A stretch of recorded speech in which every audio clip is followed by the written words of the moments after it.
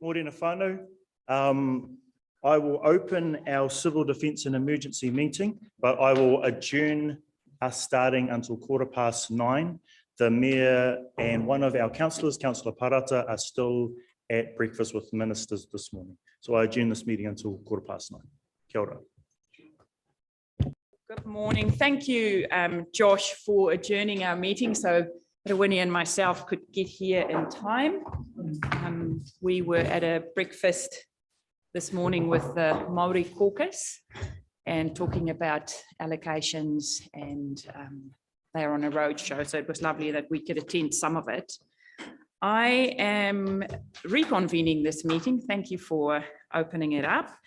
I am going to ask for any apologies. Are we full? Everyone here? Yep, it looks like we are all here. Any declarations of interest? Nothing. So what I'm going to do is take us all to our minutes on page 4. If you can take a look there. And just to remind everyone again, after meetings, Annie sends out minutes just for people to check. And if you, it's best to pick it up early so that we can have it correct in the minutes. But if there's no issues or questions around the minutes, can someone move? Moved by Councillor Pahuru-Huriwai, seconded by Councillor Parata. If there are no questions or queries or corrections, all in favour, contrary, carried. I do take you to page 10. That is our action sheet. You can see that action 1 and 3 are completed, and there's a date for today, Ben, for action number 2, the middle one. That is in progress. Yes, if I can just the microphone, thank you. So what we have just currently underway is just the resource request for recovery funding. That's for the recovery, sorry, the internal fit out costs. So that's being underway for request funding, and we'll look to consolidate that into the overall budget. So you'll keep us updated on that. Yes. Thank you for that. Okay, let's move to a very interesting topic, which I would love to see one face to face, is a mud volcano. So that is our first paper, is page 11. And I am going to invite Dr. Murray to come and talk to us about this, and also the impact that would have on people's properties. There we go, take a seat. Thank you, Murray. I'm going to give you 1 or 2 minutes to give us a quick overview of your report, and then we're going to open up for councillors to ask questions and we can discuss this in detail. Thank you. Good morning, kia ora, everybody. Mud volcanoes are almost unique to the Gisborne Tairāwhiti region. There are a few at Mahia as well, and there are 2 others which are same but different, one in Northland and one in Canterbury, both of which I've assessed for comparison for this one.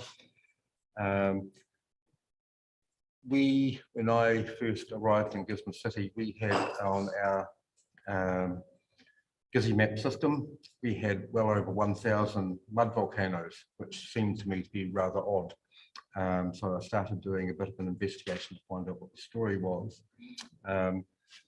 I gather that at some stage prior, a summer student had been tasked with actually trying to identify the mud volcanoes, and in that student's research had identified that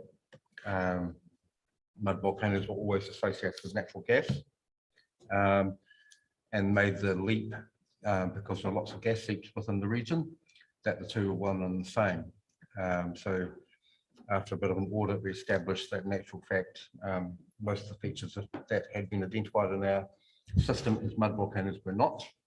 And then a program of mapping out the mud volcanoes was initiated, made more complicated by the eruption of new ones. So we had one which is actually figured somewhere, I think, on page 13 of your report. That's on the boundary between the Utting property and the adjacent property up in Waimatar Valley Road. That erupted sometime within a period of 5 hours and occupied an area of just over 2 hectares within that time. Nobody saw it happen because the adjacent landowners were down in town doing the shopping on the day, so they left with the paddock next door looking normal and came back with it covered in white mud. We've had a master's student doing a detailed investigation on that one, and we then had another one erupting on the Savage property Monoi station about a year ago. That was from an unknown eruptive centre, but this one figured in figure 1 on page 13. No prior record of a mud volcano had been identified from that particular area. And so that highlights that the features that were already known and mapped are not necessarily where any future mud volcano may erupt in the future. So the second stage of the investigation was working out what geological and landform features were the mud volcanoes associated with. And you'll see in the paper a reference to diapirs or diaperic structures. So they've been all mapped out. We then found that there are in actual fact 2 different sets of diaperic structures, one sequence of which are inactive and will not generate mud volcano activity, and the other ones which are active. The ones that are inactive are further inland. And so therefore we know essentially that anywhere within those diaperic features, it is possible to have a mud volcano eruption. The key ones we do have, most significant one, I think that would be figure 3, is in actual fact Wheatstone Road. We already knew that was mud volcano there, and it's actually fenced off, no dwellings on the mud volcano site itself. But as you can see from that image from LiDAR, the overall feature is somewhat larger, and we do have a significant number of dwellings sitting on top of the diaperic feature. And so at some stage, the potential for a mud volcano eruption in the vicinity of those dwellings could occur. The other area where we have dwellings immediately associated with it, Knapdale, and all the rest, we have a number of isolated farmhouses associated with these features.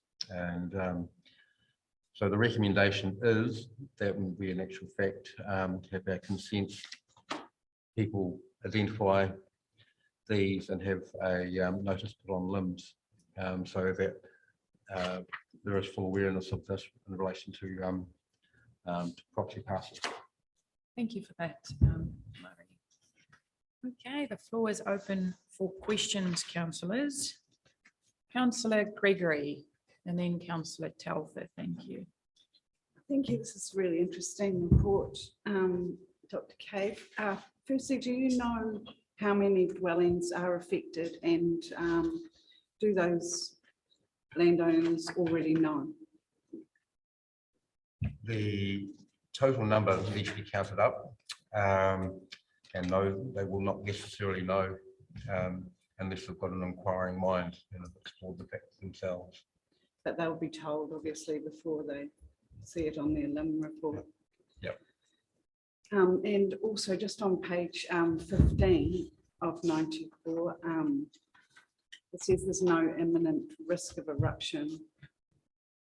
The risk, however, is present in the next sentence. Just seems.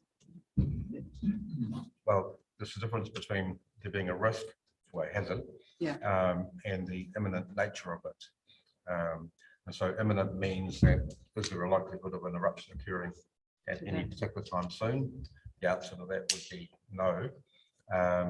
But particularly in the event of a significant earthquake, the risk elevates. There is often a precursor level of movement that can be identified. So that could include for example, with the one on the Hutting property in the Waimata Valley, that whole area around where the eruption occurred elevated by about 1 to 1.5 meters around about a year prior, and that was associated with the 2016 Tairāwhiti earthquake. And so the earthquake doesn't need to be close by, but there is often a particularly immediate response, but they may not be an eruption because it would appear that it takes time for the fluids that drive these things to migrate up through the crust. Councillor Telfer, thank you. Yeah, Murray, it's just two parts to my question. I just, considering the one at Utting's boundary there, there'd been no signs prior. I just question whether putting these on limbs going forward is actually to the detriment of those people that own those properties, when it's already been shown here that they can happen anywhere. So that would be my only question is that one, there'd be no signs of it happening before. So it's saying these could pop up anywhere. And the other part of the question was, I just wondered how much work is involved in doing all this, and cost and whatnot, considering the situation that we're in. Is this a priority at the moment? They're not everywhere. They only occur on these specific diaperic structures that we've mapped out. So it's I think the map is fairly limited, but we have obviously a detailed map, which is in our GIS system, so we can rapidly identify how many properties are involved. There won't be a large number. From memory, I think it's around about 7 farmhouses, Wheatstone Road, and 3 properties up on the hill at Knapdale would be the only ones involved. So it's a relatively small number. That said, we have found a couple extra since, but those are not anywhere where there were any dwellings, so not an issue from that point of view. Councillor Wharehinga and then Councillor Parata. Thank you very much, Dr. Kate. It's in line actually with what Councillor Telfer was asking about in regards to where. Like, are you able to? Have you mapped any in your map? Have you provided for the possible assumptions about where future mud volcano hazards could possibly occur? I've noticed that there's a kind of a bit of a solid Wheatstone kind of triangle of mud volcano triangle plus Mahia fault lines. I mentioned that, but I'm thinking that those are the current locations. Are we using the data we have in order to build assumptions around where these might occur in the future? That's my first question. The areas of highest likelihood is in that coastal zone, particularly around, or basically in figure 2, just all those green areas that are mapped out in there, and obviously it's a very small map. My apologies for that, but we do have obviously that's just been scaled down. So the likelihood of there being a mud volcano eruption anywhere else would be essentially nil. So it's a very, very confined, relatively small area. That's not to stop at some time in the geological future for these things to expand, but I don't think it's anything we need to worry about within either our generation or the next. So pretty confined to those sites and a relatively small number of dwellings associated. Awesome. And I'm comfortable with this information being put for so that people know what the hazards are that they have on their property, and then 2 in future purchasers of that property or owners of that property. I'm happy to move the recommendation. I also wanted to ask around the data that will be on those LIV reports. I'm assuming that it's going to be a scale of data. Obviously, are you able to talk to me about the scale of data that will be included on the LIV report? What I was considering that we should probably do is do a one-pager flyer that we can provide to landowners for information as well. But the level of information on will go on a limb would effectively just identify that they're sitting on a diaperic structure, that there may be a risk of an eruption at some stage in the future, but there is high uncertainty about when and if, and particularly around the if. The one at Uttings is the first eruptive centre we've had since, from recollection, since 1938 was the last year occurrence was recorded in a technical paper. Awesome, thank you very much. Councillor Parata, thank you. Morena, thank you for such a thrilling report. I too was enthralled by the fact that we have mud volcanoes in the Ngāti Porou boundary, which is very exciting. I'm not sure my iwi knows, I must tell them. But I do have some questions in regards to adding it to a LIM report, and if there's a cost to the ratepayer for that, or if there's a cost to individuals.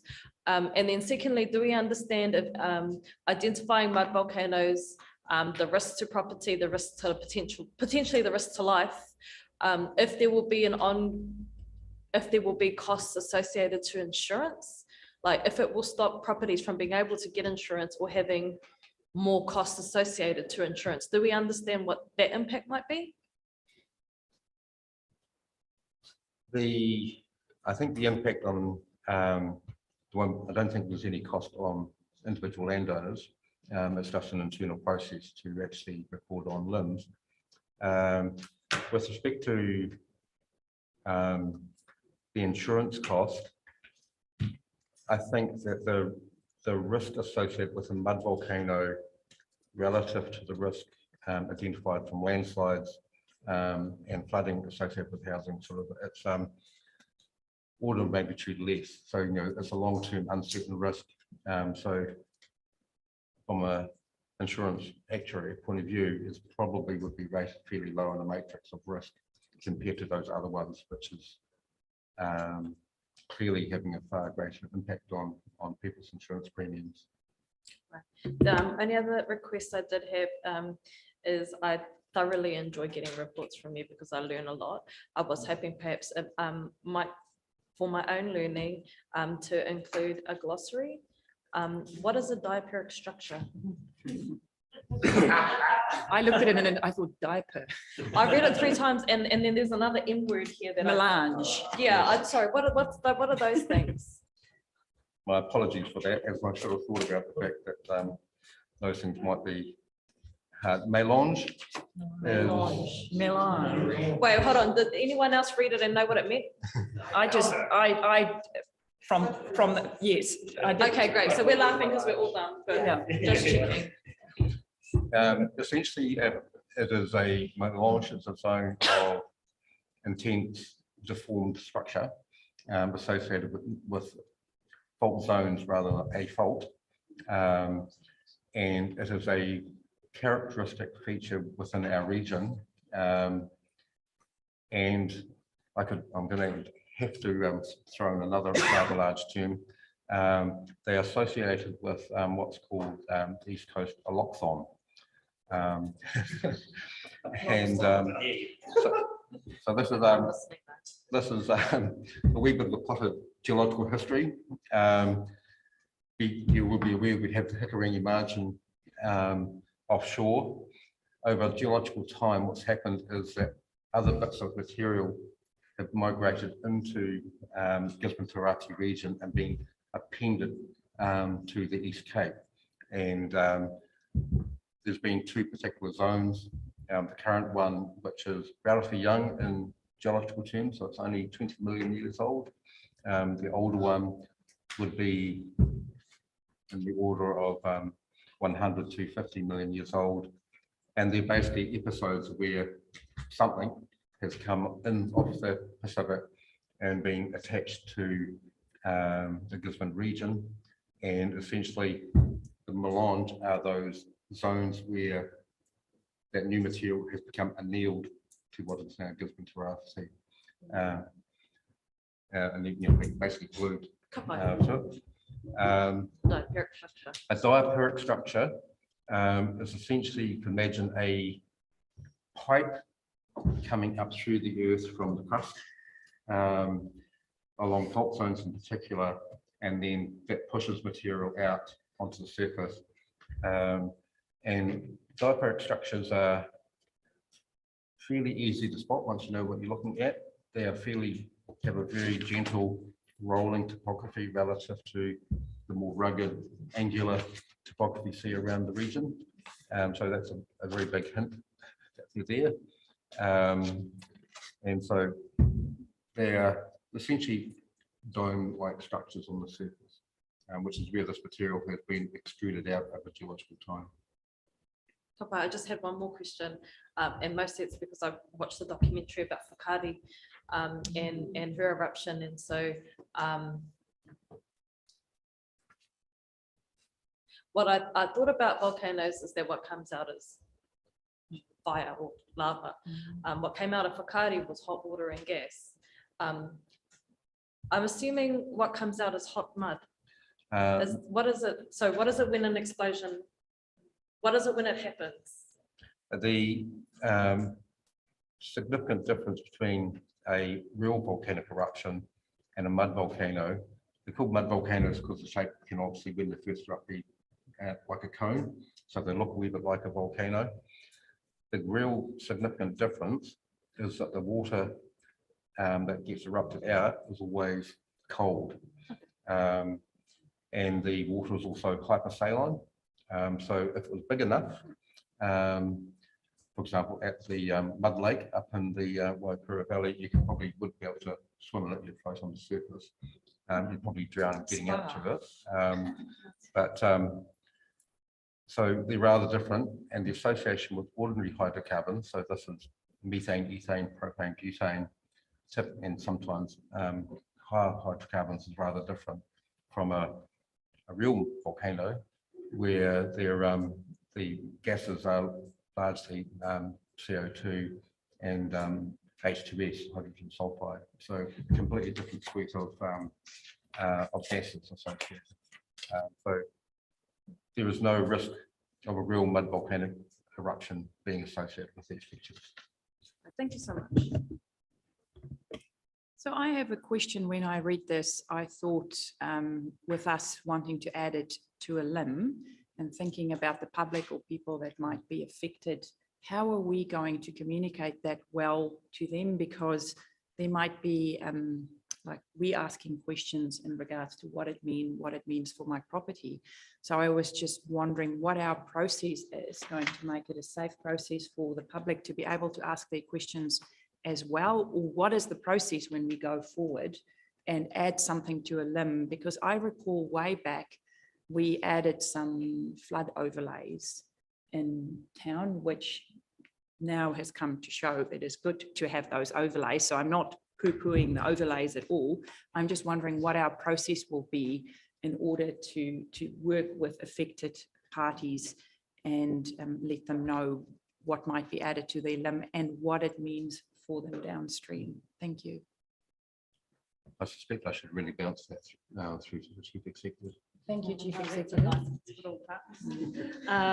So with anything, if there is a change to a person's limb, we will need to notify the residents that be the case and make ourselves available for a discussion. I understand, however, Dr. Cave has already engaged with those with the landowners that are concerned anyway in this instance. Thank you for that. Councillor Parata. Oh, my sorry, I'm showing my nerd at this table. Is this all of the identified mud volcanoes? Are they on primarily private property or is it on Māori land?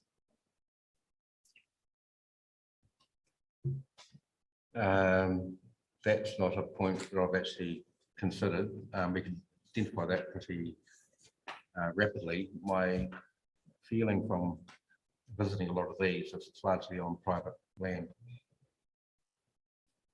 Was it possible to get a breakdown or understanding of where they are? Like, what's the breakdown? Is it Māori land? Is it general title land? How many houses? Just so we can get an understanding of what that impact might be. Yes, I think that's an easy overlay to do with our for our land management, our land information people to actually come up with that. So I can request that and provide an update at a later meeting. Thank you for that. Councillor Telfer. Yeah, just Mary, just following up on Rahet's point there, I think I'd be happier that you say you've talked to the concerned landowners, but is that around you know, what they are and explaining what they are and whatnot. But if we're going to go and pass something here today to say that we are going to include it on a LIM report, I'd like that to be conveyed with those landowners specifically about putting it on their LIM and see what their feelings about that are, rather than going and talk to them afterwards about something we've made a decision we're going to do. So that's just the process. I'm, you know, just wondering. It's all right in putting something onto somebody's property title, but I would like to make sure that's discussed in a forum. I can elaborate on that. There have been a couple of instances where there are already been Section 124 notices under the Building Act on property titles in relation to mud volcanoes, and they automatically go on to a LIM. And ordinarily would stay there until it's withdrawn, if it is withdrawn. When we were reviewing this, we decided that a Section 124 notice, which is a dangerous building notice, was not required. And so where we've had that situation, we've discussed with those landowners and said that we will, if they're happy, we will actually withdraw the Section 124 and replace it with a notice on a LIM notice instead. And so far, everybody's been particularly happy about that as the approach.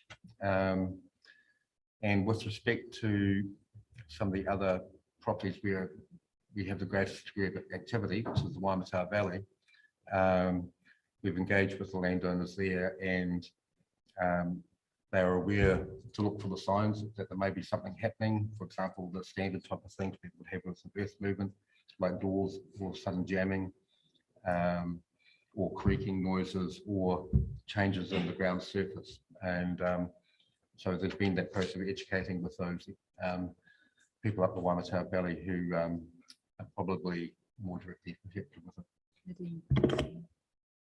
Through your worship, the purpose of a LIM is to outline any hazards that we're aware of. It's based on the scientific information. It's not a consultation process that the council goes through. It's the information that we have recorded on that particular property. So the purpose of it in terms of when we notify that there is that inclusion on a LIM is not necessary. It is not a consultation. Should we include it or not? It is a fact. This is a hazard that is on your property that the council has records on. One question. Oh, Ani first. Councillor Pahuruhuru Wai. Thank you, Your Worship. Oh, I too learned a lot this morning, Dr. Cave, so thank you for that. Your explanations of the terminology and things. I'm just backing up what Councillor Parata said, just in terms of the additional expenses that might be incurred by ratepayers through this process. I absolutely am in support of it being included on the LIM report, though, because you should know what's on what's coming land, and if you're going to sell it or buy it, you should also know what you're getting, and what you need to prepare for. I guess my question in terms of with our CDEM discussion is evacuation procedures for something like this. If there was an eruption on your property, what's the procedures? And how long notice do you have? How much notice would you have? I was thinking of that. Hard to say, I guess. I guess, yeah, that is the difficulty. Our only real experience of one new one, the one on Utting's property, was that it happened rapidly. it was capable of throwing boulders quite some distance. If it did occur in an area where there was a dwelling and the dwelling was affected, it would be, unless they had those precursor ideas, and they probably would have no warning, but it'd also be probably fairly obvious what was going on. And like happened with the Cyclone Gabrielle, people self-evacuated. If it was Wheatstone Road, of course, there may be an issue that people could not self-evacuate down the road, but they could go up the road away from it. Would mainly, I suspect it would end up being a civil defence response that would have to occur, bearing in mind that these events most likely occur either during or subsequent to a significant earthquake, and so it may well be that in actual fact civil defence is already activated and responding to that, and as part of, if there has been any precursor movement, that will be identified during that process of response. Any more questions and queries? So now we'll leave it to staff to follow process to, yes. So we have a recommendation that was moved by Councillor Wharehinga on page 12. Do I have a seconder for this paper? Councillor Gregory. So moved by Councillor Wharehinga, seconded by Councillor Gregory. If there are no more questions or queries, all in favour? Contrary, carried. Thank you for that, Dr. Cave. Much appreciated and very interesting indeed. Okay, we are moving to our recovery plan. Are you going to speak? Anita's online. Thank you, Anita. Morning, Dakota. Can you see me? Page 18. And it's also a noting report. I think the next two papers are noting reports. And thank you also, Anita, for sending this information on to councillors as soon as you pass it on to the ministers. Much appreciated. And it is fantastic to see the wide scope of work happening. So without further ado, I'm going to pass over to you, and then we will take questions and queries and note this report. Thank you. Koto, can you hear me? Yes, all good, thank you. Can I take the paper and plan as read, but I just wanted to note a few things. So in developing the Minister's Budget Recovery Plan, this was a collaborative process to inform the budget, and this was asked for urgently through our independent advisor, Tairāwhiti. While the budget has been announced and some funding allocated, we are, like other councils and local government agencies, working through the budget information and assessing the alignment with what we have been provided and what has been announced. As part of the next steps, we'll be working towards clarifying this and also future budget processes to get some clarity around how we access the critical funding. The regular fortnightly updates that we prepare will continue to share this with councillors as we work towards our recovery journey. These updates will continue to be refined as we find better ways to communicate and structure our reports. What this document does provide, however, is a plan and a reference point for the work that we need to continue to do in terms of enabling a safe, protected and connected community while we gear up for our collective impact and sort timeframes for engagement and the development of community-led plans. The money that we're asking for is big, and so is the money that is required by other councils. So happy to take any questions. Thank you for that, Anita. And I also just want to acknowledge when you just said lots of money asked and lots of money asked by other councils.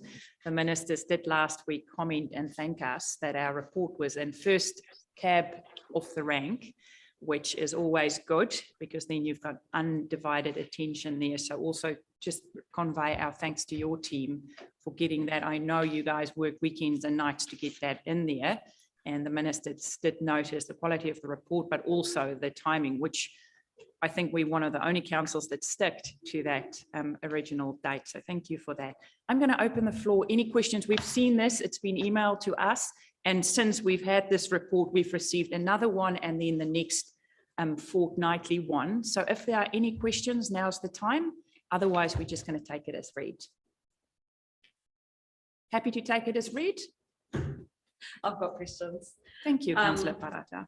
I also just want to echo the thanks for the mahi put into this this plan and this report. And I can tell that a lot of mahi has gone into it to make it readable as well as informative. It gives an overview, an important overview of our region, and I just wanted to thank Anita and her team for that. Yeah, so my questions are kind of around the mentions of community engagement, of engagement with hapu and iwi, and the importance of that and how that's kind of, how it's intending, I suppose, to roll out. I couldn't quite understand from the plan itself what that looks like for our people, what we intend that engagement to look like. Kapai, thank you, Anita. Thank you. That's a really good question. We are working through a collective impact model, which is referenced in the plan, and what that is enabling us to do is to work together as agencies and one voice to wrap around collaboratively to help communities to develop those community-led plans. We are testing that approach with Ngāi Manuhiri and are working towards developing timelines around what that looks like. We're also working with iwi chief executives to formulate that process, and in the next update we hope to have indicative timelines around when we intend to go out to the community to engage. And I also have a supplementary question about the mention of Rauti Purawura. Here it says that this plan was presented to Rauti Purawura. I'm confused about why we would present to Rauti Purawura when we've removed ourselves from it. They invited us to present, and we took that opportunity, both Te Rau and I, to present. What came out of that discussion was an understanding that we are all developing our recovery plans, but also a commitment to share at an appropriate time when those plans are developed so that we can align those plans.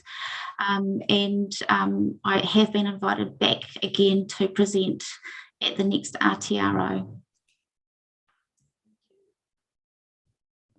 Any other questions? Any questions?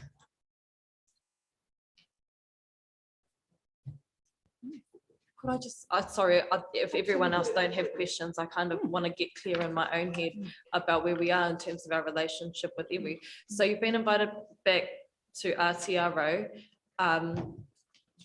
Do we also have an understanding of where iwi and their plans are, and whether or not they felt supportive? Like, what was the feedback from RTRO? I also just want to note that there are 3 points here about tangata whenua Māori engagement, considering such a big impact for that population. I would have liked to have seen a little bit more so that we can get a better understanding of where we are in terms of this engagement space with our tangata whenua. Thank you. Yeah. Anita. I acknowledge the governance space through the meeting with the RTRO. At this point in time, we are still committed to working towards ensuring that we support any iwi-led plans that come out. I do understand that they're all at different stages and that some require assistance, which is why we are wrapping around Ngāi Manuhiri at CE's agreement. I think that we are at some stage we'll have to look at the opportunities that each of those plans present in terms of how we then access future funding. So there's still a bit of work to do, Councillor Parata, in terms of making sure that we're all on the same page. Thank you. Appreciate your answers. Councillor Pahuru Huriwai, thank you. Tēnā koe Anita, ngā mihi kia koe mō ngā ripota. They're easy to read and lovely to look at. So thank you for the time that goes into pulling these together and making them readable. I just concur with Councillor Parata, but also I guess and whilst we're going through this situation with our iwi relationships, that in amongst it all, our people are not over, what's the word? Over, if you can ever be over engaged or over consulted, but sometimes it already happens at a community level from multiple government departments who come in wanting this and that from you, all about pretty much the same thing. And that it's important that we're working together to make sure that we're not exhausting our already exhausted whānau hapu community who through this process, but what the outcome should be that they feel more empowered and engaged and listened to, because that's the other thing, is that often we are consulted, engaged, but then it's not reflected in the service that we get or the support that we get following on from all of that round of consultation and everything else. So it's just that's coming from somebody who works on the ground with our whānau, and also, you know, our hapu leads across the rohe. I can only speak for Ngāti Porou, but it's a very effective network that operates all the time through every emergency situation, and in making sure that they're engaged in any conversations that are happening, not just the official CDEM people who are in the loop. That would be all my I guess advice to this process. Thank you. Thank you, Councillor Papuru. Very wise. Any other questions? Someone willing to move the paper?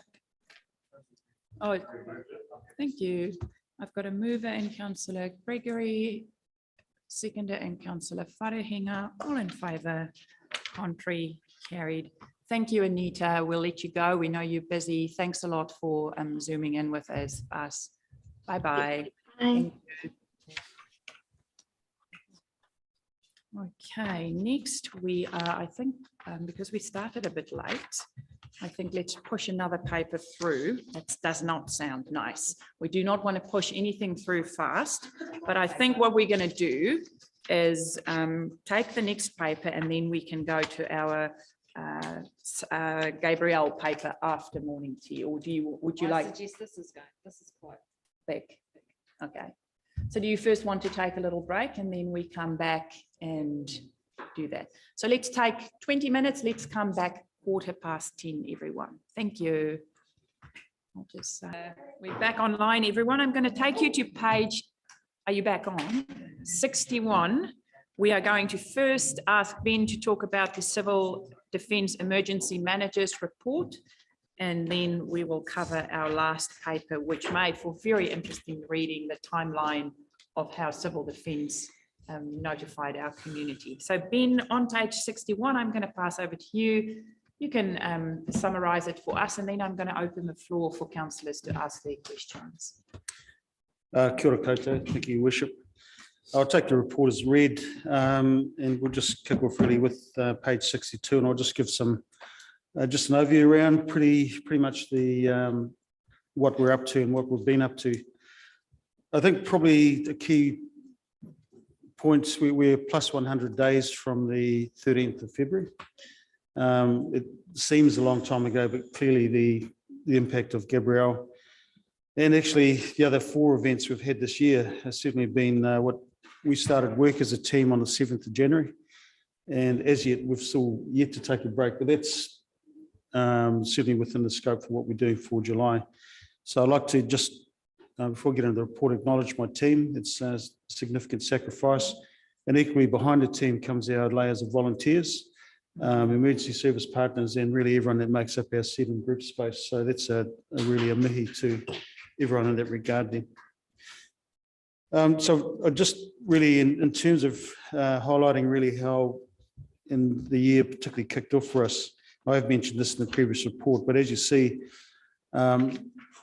it has been certainly a very very busy start to the year. We've had, even in the Cyclone Gabrielle and following on from the discussions, it's good to see Mud Volcanoes have made the interest list, and we'll obviously be playing those forward.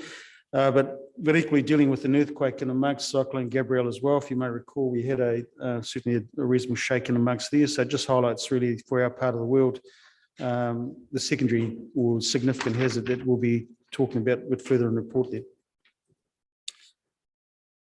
Recovery, and thanks to Anita and the team, obviously recovery is a different shape from what would normally or have normally run it, with that coming under the CDEM Group office, but with ministerial oversight and really the significant scale for recovery. And I guess the prize is to get it right, is around actually getting resource to do it properly, and that's pleasing to see that that's been engaged in. The key, I guess the key focus for our team really coming out of Gabrielle and equally having dealt with the small events post that, is our focus is very much back into readiness. If you have an understanding of the 4 Rs, I would place readiness as our most critical, most vital work that we undertake. Preparedness and the level it takes to get a community tuned into what the hazards are. It's not so much how we respond to you in response, that certainly is a key part, but it's really getting people into that mindset of what I can do to protect myself and my whānau and be ready. So 72 hours for any event is where really asking people to be at least self-sufficient until you get that time and space to then have the response actions come in to support or provide that support for whānau. So there's 2 attachments in the report. They're obviously quite a lot in there, but the reason I've put those in there, it just highlights for a team of 4. I've got Dr. Cave as he's obviously principal scientist. He does the natural hazards work for the team. But the amount of industry it takes to engage in all aspects of the 4 Rs is quite, obviously there's competing priorities at any one time, but what it takes to actually to get through that list is quite a considerable amount of what our focus is. To be able to track that just puts in context the scope and scale of what we actually focus on. I'll just move on to page 63, and I'm just going to shift our focus from cyclone into catastrophic event planning. And I think the best way to put in context of why I use catastrophic is that our cyclones are certainly severe. They've had a significant impact, but they're not in the descriptor or the scheme of things a catastrophic event. So Hikurangi in particular, we had quite a significant piece of work last year. We conducted a 3-day workshop that had eminent scientists, national agency experts and all guises coming through, and we ran that here in Gisborne, on Turanga, and focused on the Hikurangi subduction zone, and specifically on the impact of a magnitude 9 event in the subduction area. So the follow on from that really set the scene in terms of defining the hazards, reconfirming the risk, and setting the scene then for strategic planning in terms of what our region needs to be prepared for. In part, really the key vulnerabilities, I guess, for a significant number of them actually played out in Cyclone Gabrielle. So what actually broke was pretty much within the model that we'd taken through some of the scenarios within the planning. But what broke things was a cyclone in lieu of a tsunami. And to put the tsunami context, really a lot of our certainly coastal community areas up the coast and even south to Muriwai, Manituki, significant impact with, if you're aware or familiar with the tsunami maps. Equally for the urban area here, you'd see a direct impact within the current model for that event, around 22,000 people displaced there. And that really is why we set the scene now for conducting a planning sprint to undertake reconvening with all of our emergency partners and key groups we've had in those workshops last year to now actually write the draft plan for Hikurangi. And that's the response plan. So that'll be with a view to get a 60-70% draft there. And the intention will be to invite certainly everyone from this group and from KEG to be briefed in terms of those draft plans. It'll be a brief back in the sense of setting up for the Friday, the 9th of June.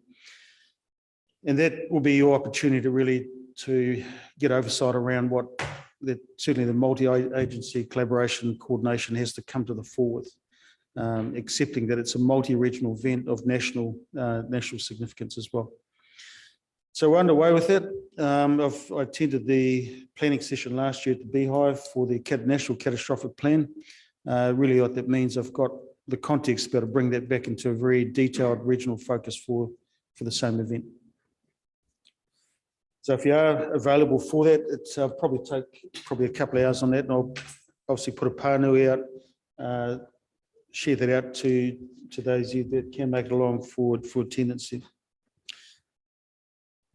Just reading through the rest, I'll just pick up from page 64, just tangata whenua, engaging with our iwi partners.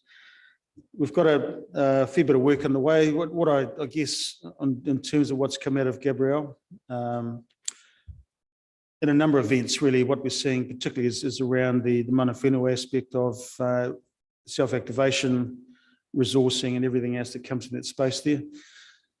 We've been, and certainly are about to kick off with the very first of our workshops, roadshow workshops, commencing in Tukumari Bay this weekend, this Sunday. And they're one of the first 5 we've got underway for a couple of things. One is equipment familiarisation. The other one is a focus on supporting communities to how to self-organise, how their structure integrates within the aspect of connecting into particularly a regional or even a small scale event. And in that sense, then connecting them with the key functional leads under the SIM structure for how they're not just trying to reach out into a blob or an organisation, but directly being able to connect welfare to welfare, your communications teams or PIM function into the same, and logistics and the operations. So that'll be for us, I think, with the test and adjust this weekend. We've got certainly all of our emergency service partners and wrapped around that, coordinating with our hapu leads for the same. And we'd like to think by the time we have our next report, we'll be looking at in terms of where we obviously configure and annualise that training, which is really around our community level preparedness. And I think it's a great effort on behalf of the team to be able to get to the point we are ready to kick that off. And the weather's going to be kind. We won't have what we had last night, which is always a good start, given that we are in pretty much the cusp of winter. Thank you for that, Dean. Anything else you want to add, or are you open for questions? No, I've got obviously the dates there. The Nutter College Ruatoria date, Kumaroa, we've amended that, so it obviously hasn't happened on the 21st, but that has got a date change for that event. But the rest, as we're running at the moment, certainly a lot of interest, and we've put a pānui out onto Facebook yesterday, so good to see that uptake there. And look, we'll get it going, and then we'll build it from there. Thank you. And thank you. I really enjoyed seeing this, the green, orange and pink, seeing what started, what has been done. Thank you for that summary added to the paper. Councillor Wharehinga, thank you. Thank you very much, Your Worship. Thank you for the report, Ben. I want to echo your kōrero in regards to the team, awesome team, including awesome mahi team, including yourself, Mr. Green. I just wanted to, on page 65 at the top there, in regards to what you just mentioned around the TMO training roadshow dates, are we planning on also holding one of these training roadshows out at Tairāwhiti? At the moment, that's not on there, but we certainly, our will was to do that. And I think obviously we've got to set the conditions for that to be an engaged and safe environment to do that. And I think, look, I'm optimistic that we'll get there. I've had the Tikaraka group that were actually the responders, particularly the group that was on duty for the 13th and 14th of February for Gabrielle. So within what they've done there, what they've got, they have got a formed group, but really it's around, like all of our groups, it's taken to the level where we've got resourcing structures and the refinements that are coming out of what we're undertaking from our debriefs, and we turn that into training or how we're addressing the gaps that we're finding there. Good to hear that that's on the. Councillor Pahuruhuriwai, thank you. Thank you, Your Worship. Tēnā koe, Ben. Thank you for your report. And yep, I like to see that the traffic lights as well, to see, I have an understanding and appreciation of all the mahi that's being done or in progress or hasn't been started yet. I have a couple of questions. I'm assuming that north of the Waiapu will be coming onto the list at some point. And given that mostly coastal, tsunami is a huge thing for us at the top of the coast. Also, I had a question about the survey and what the result. There was a survey that went around the councillors, and what the results was of that would be interesting to see. And also, one is around the coastal flooding plan. I'm interested to know, when was the last one done? When was it reviewed? Obviously not in my time at this council, but I'd be interested to know when the last one was done and when we can expect that to get started. And the last thing is around welfare, I guess, for communities that are affected by bridges that remain closed. I know the top of the coast with the Awatere Bridge is closed and it's going to be closed from between 8 to 12 months. There is significant hardship going to be experienced by some of the whānau on the other side of the bridge. Logging is now no logging trucks are allowed through the river anymore. So yeah, in terms of welfare, one of the companies has reached out to us in terms of their staff. They obviously, the business continuity money, all of that kind of relief is no longer available as it was.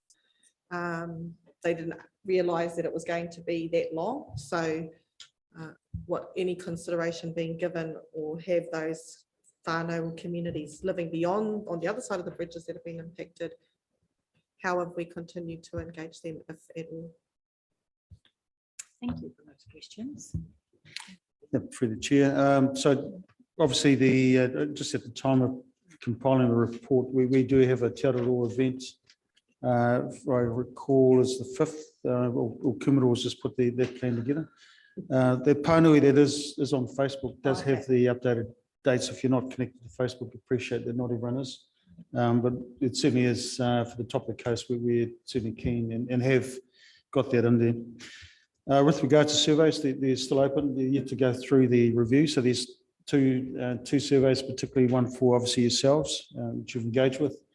The other is an open public survey, which we've still have out there for subscription.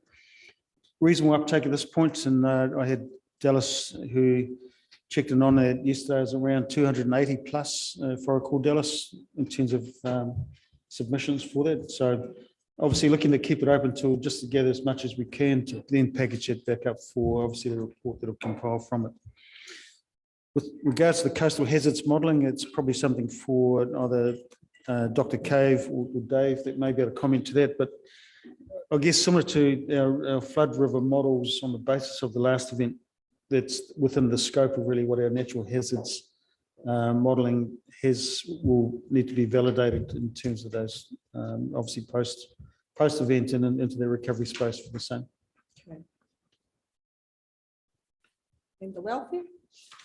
Welfare, look, I can actually, I've got the group welfare manager here. I can bring Dallas forward to talk through really how the context has changed from response welfare into what the current status is. And did mention, obviously, there are still some whānau that are cut off or still in support of welfare. In fact, Marcus has just been arranging for delivery with one of those for today. So residual within pockets. But specifically, there certainly is residual tail to what's happening there. So I'll get Dallas just to talk through really how that's playing out there. Kia ora, Councillor. Yes, obviously some of the intended or projected welfare support has changed because of exactly what you've talked about. So that's where there's an opportunity for the welfare manager to connect with recovery and make sure that we're actually identifying whānau that do need that support, that are continuing to be isolated and facing hardship.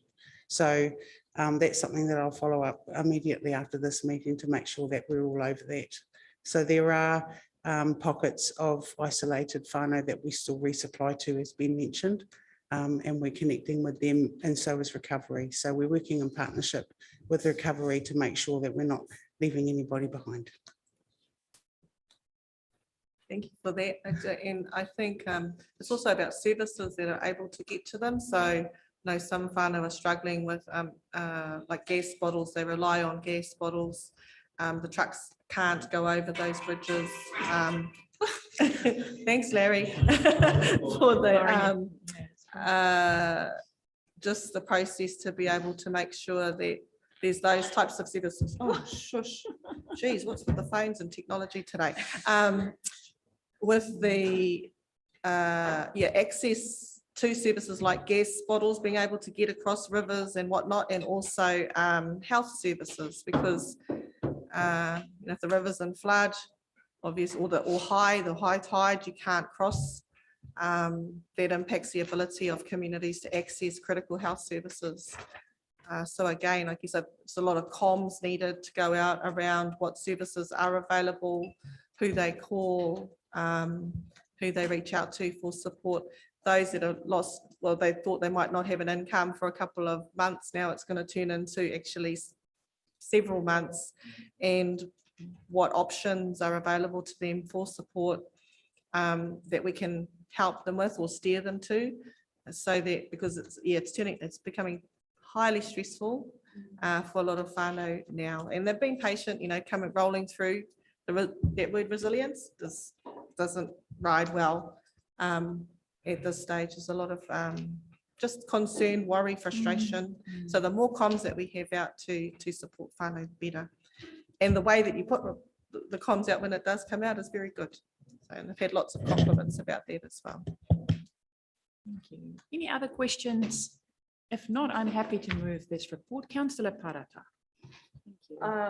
I am really heartened to see that our minority whānau are getting the support and attention they need by the Multicultural Council, and that the targeted groups are there in black and white for us to see. I often think about, we have these conversations about, Tiwi Māori, very easy for us to mobilize, but I get very concerned for our Pacific Island whānau, our Indian community, our Chinese community. So I'm very, very pleased to see that highlighted here in black and white for us to see that we're making inroads in those communities, and that if they need us, they know exactly where to find us. So big ups to that.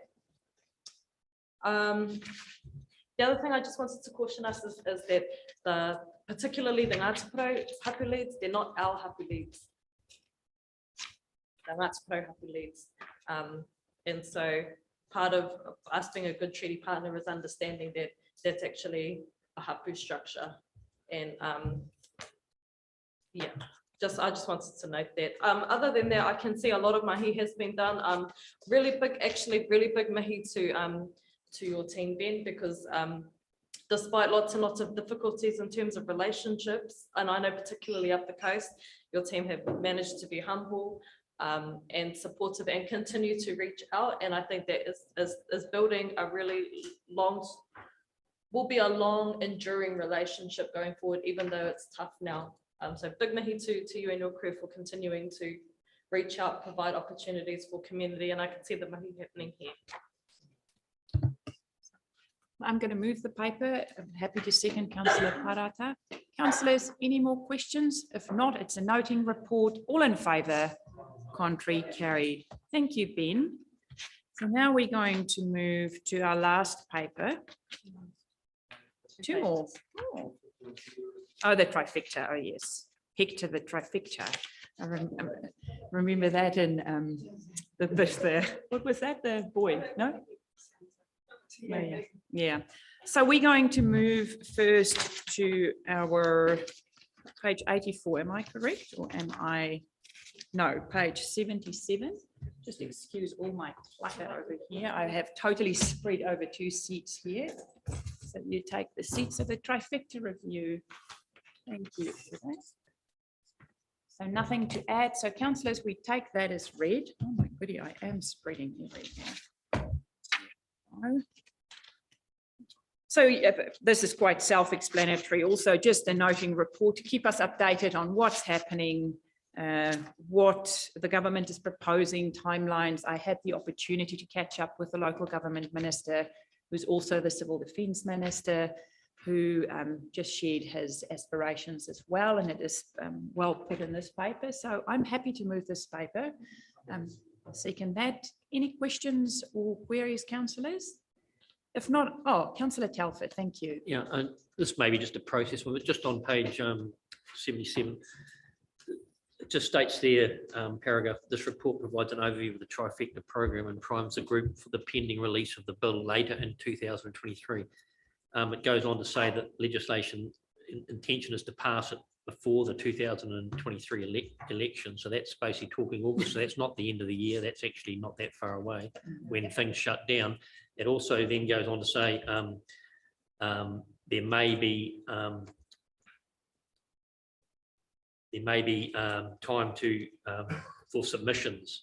And when I see maybe time for submissions, and when they talk end of the year and next minute's August, things shut down in Parliament. There isn't actually a lot of timing, and I just want to make sure that you're happy that you are going to get input into this.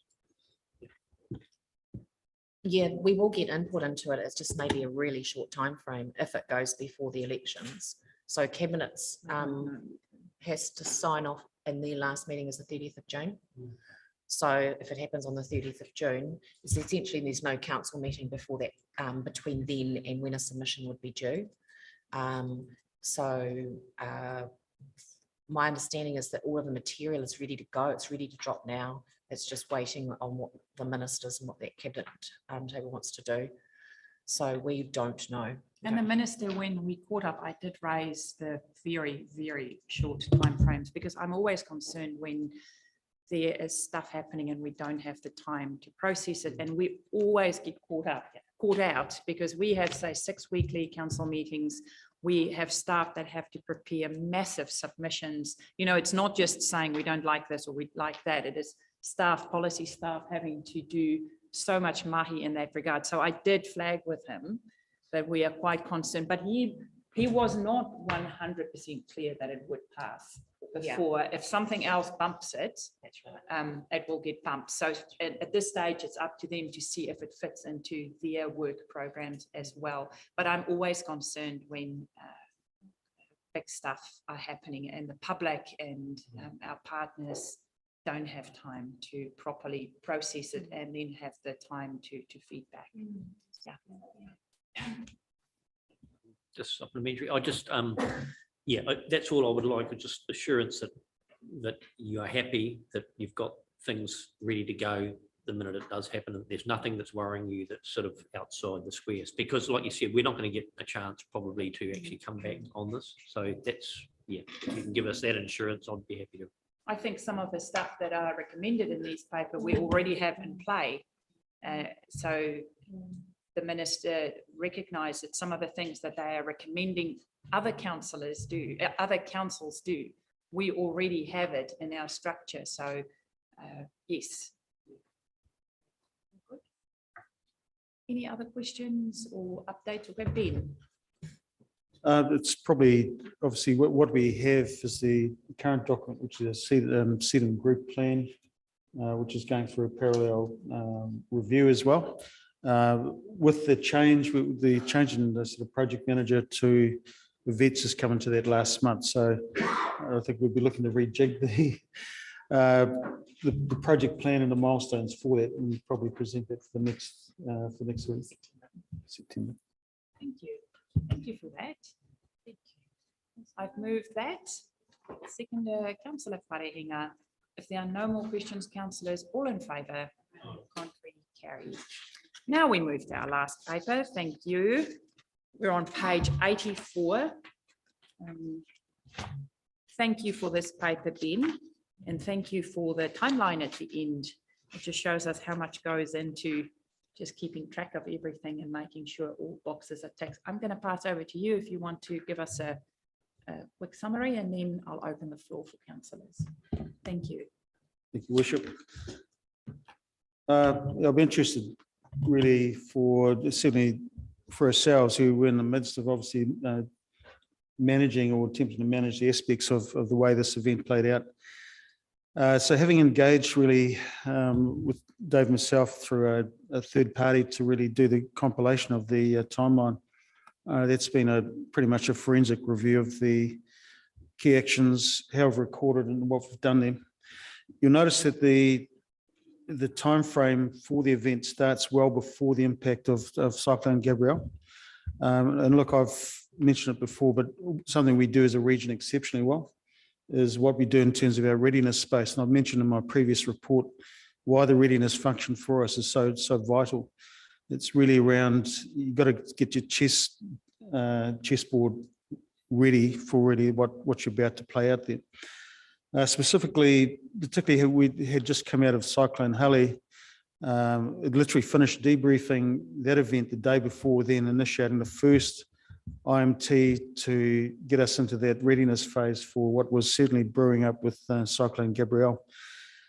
And that extended down into, particularly with the focus into our community links, happy groups, or all levels of the community and emergency partners in terms of how we come together.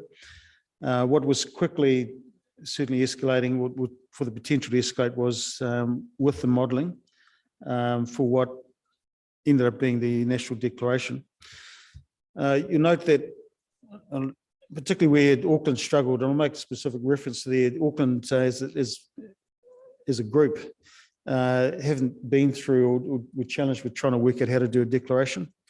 We're very much at a point in terms of our pre-discussions for the conditions that would initiate a declaration happen well before the event, or certainly before you enter the midst of the event for response. That achieves two things for us. Certainly, we're very clear on what are the triggers for those conditions to then initiate a declaration. The second is we're not trying to do that in the midst of where things are breaking and things actually need that to be put in place there. So that obviously played out quite quickly for us as we went through. The time frame, as you'll see, covers quite a wide range, but I guess the key impact, particularly where things were running at, I guess the full brunt of what the cyclone was bearing down on us, was on the dates of the 13th and 14th of February. So as things are laid out there, I guess, you've got a chronological overview of the key decisions and actions related to that.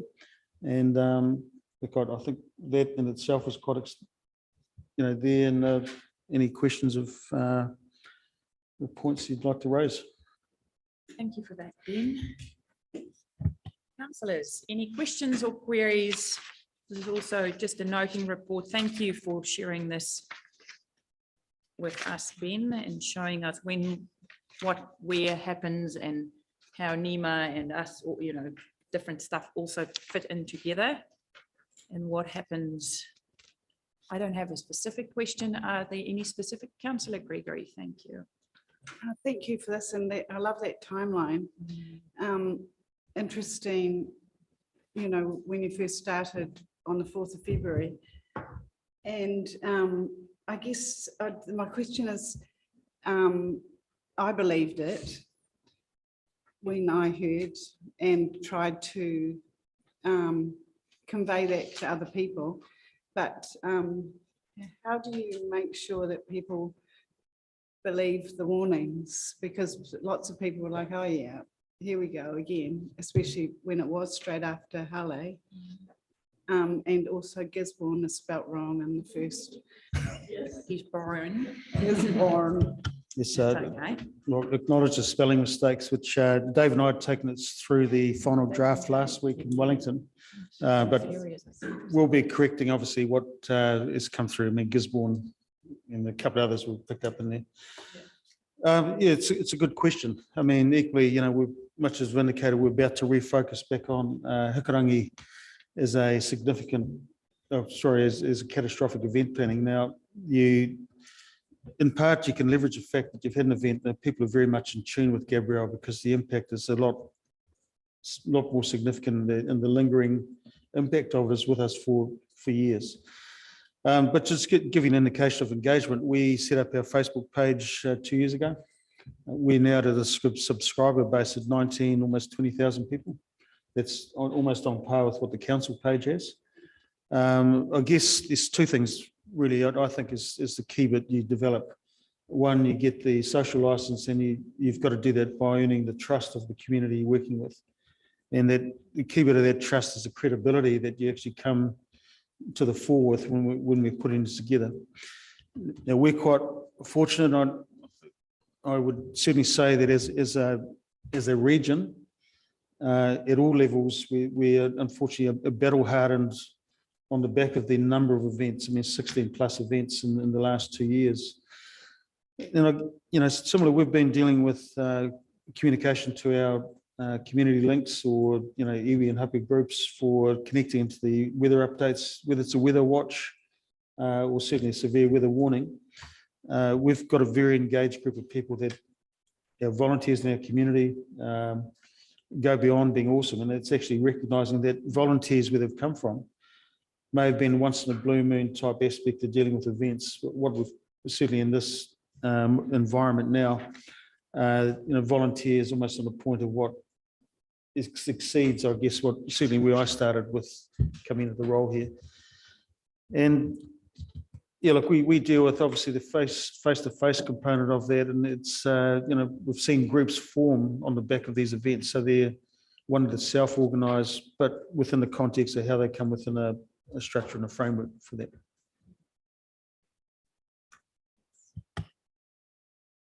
Thank you for that. Ben, Nadine. Yep.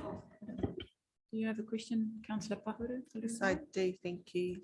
Worship. Just thank you, Ben, for that. I had a question around Starlinks. We had a situation recently where we had no power, so we thought we would just jump into the Starlink.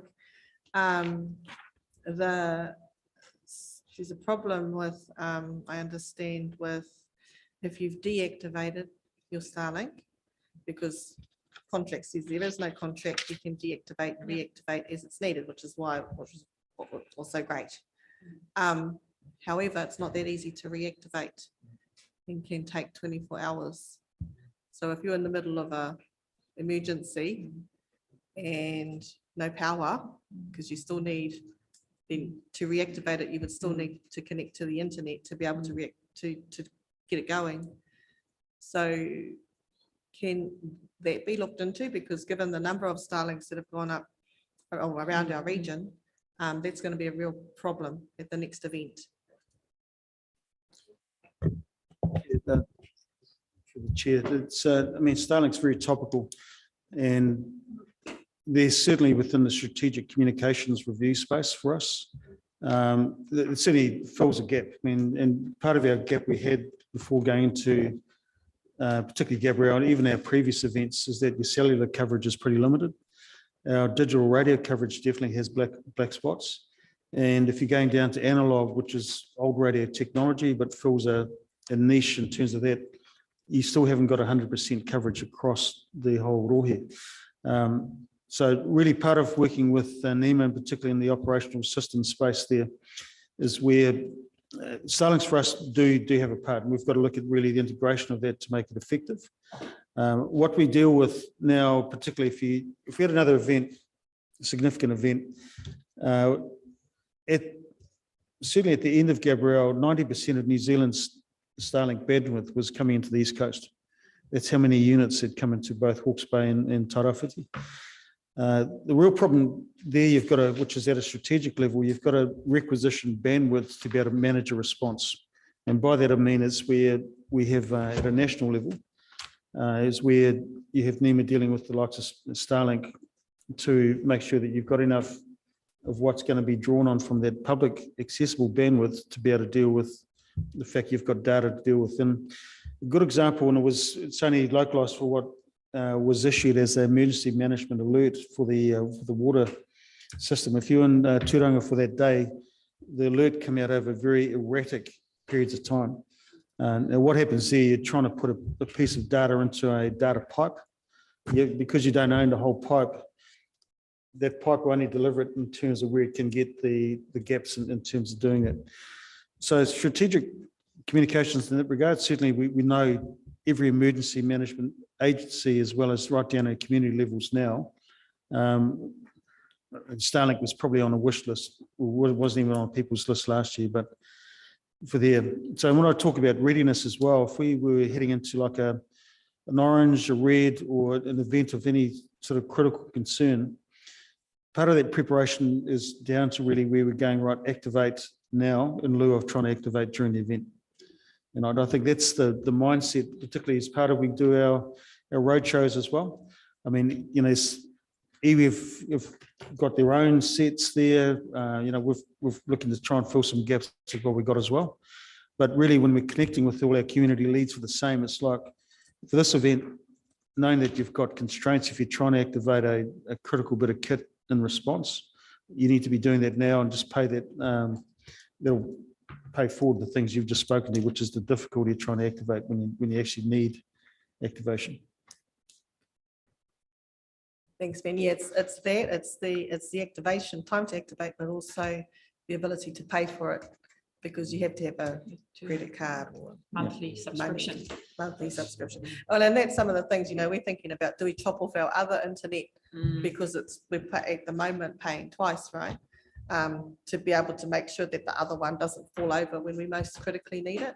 And those ongoing costs are not things that Hapu Marae or community organisations have in a budget, have accounted for. So I mean, I think as part of the roadshow, it's really important to talk about what you just said about reactivating. It gives people time to think about how do we do that, who's got the credit card or debit card to be able to activate it, how do they get reimbursed, who buy, you know, all of those things are really important in terms of future preparedness. And great points, Cass. And also, you know, you mentioned volunteers, and I mentioned that I don't say abuse in terms of what our volunteers do in terms of activating, but certainly where people go above and beyond and they're drawing on their own resource to actually sort of be part of the response. That's part of what I think in terms of GDC in particular, in terms of what and where you're recognising that contribution and how we actually can actually offset that. That's a discussion I'll be taking up with the leadership for that. If there are no more questions, is someone willing to move the report? Oh, Nadine, sorry, I forgot you wanted to say something. Yeah, I did. Just through your worship, in terms of the recovery plan as well, there was a bid for $1 million for basically cellular towers on wheels that give us 6 for across the region to support going forward wider kind of coverage if ever we end up in a situation like that, which would in part address some of the need for people to have their own individual Starlinks set up. But one thing, and I'm not sure if Ben made it quite clear, and this is actually quite an important timeline. What it points out is the actions based on facts and data, emails, alerts, that the system, how it kicked into play. And it myth-busts a lot of the conversations out there that are inaccurate in terms of the notifications that went out, the role that civil defence played in this space. So I implore you to have a good look over that and think about the conversations that you've been privy to. And you now have some factual data that's been pulled together by externals to show you these are the actions that the team had undertaken and the alerts and when they were triggered and when the community were notified. So we're going to share this quite widely, make it available on our website and put it out also through social media. So it's a good factual dossier of information that was gathered through our externals on what happened through what the GDC CDEM team did through that process. Thank you. Councillor Papaliwai, thank you. Thank you, Nadine, for that. And yeah, it's good to have the facts in front of us. I just raised my another question in my head around our radio station. Radio Ngāti Pro is a critical lifeline for us all day, every day. But I understand there's still issues about being able to get to the transmitter. They've had constant, and I mean, if you're listening to it in town, it drops out every sort of 5 minutes and then picks up again. So I know that you know, if there's something that we can do to ensure that the access or whatever's needed to support the radio stations and securing that, because it is a critical line for us.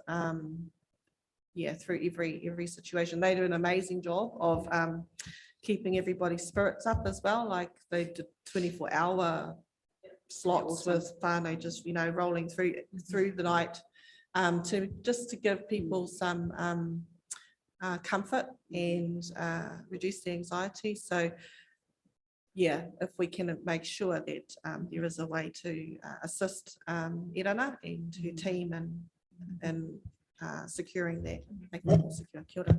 So I can report on that, Ani. Last, when I went up on Radio Ngāti Porou, I did have that kōrero with Irana and her concerns, and I've passed those on to Ben, and his team are actively looking how they can support what is a shortfall for them after some issues that there were. And I know the team are really looking hard to support them, because it's so true what you say. During that time, I said to Irina, I would sit in that cupboard to talk to her once a day because it was so loud in here. But she, every day, had a live update. So she is absolutely a community champion there as well, her and her team. Okay, did I have a mover and a seconder? Moved by Councillor Wharehinga, seconded by Councillor Pahuru Huriwai. Thank you, Ben, for all the papers in here, much appreciated. And all in favour, contrary, carried. Councillors, before I close this meeting, there's always something good to end a meeting with. So it's sad, but it's good. So today, we don't hand these mayoral certificates out willy-nilly. We do not. David Wilson. Yes, look at his face. He's like, no. So Dave, I'm not even going to start or try to talk about, because today I'm only talking about civil defence and you being an absolutely fabulous controller for our civil defence team. This certificate reads, it's from us, all myself and councillors, with appreciation and an acknowledgement of your service as Tairāwhiti CDEM Group Controller. And you've done this for 10 years. And we just want to say to you today, thank you for the leadership. You have 5 years.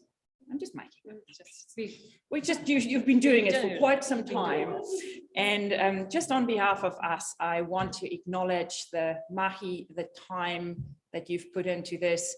I know you run into an event like this and you are calm and you take charge. And I just want to acknowledge this today. We are going to miss you in this space. We're going to miss you at council, but we are going to miss you as a civil defence group controller. And just on behalf of councillors and council staff, I just want to say thank you, my friend. You've done us proud, and there's a little gifty in there for you.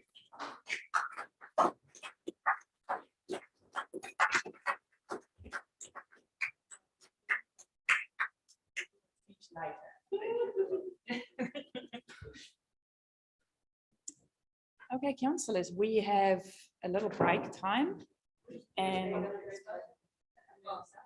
public excluded to pass the minutes. I move we're going to public excluded, seconded by Councillor Wharehinga. Someone want to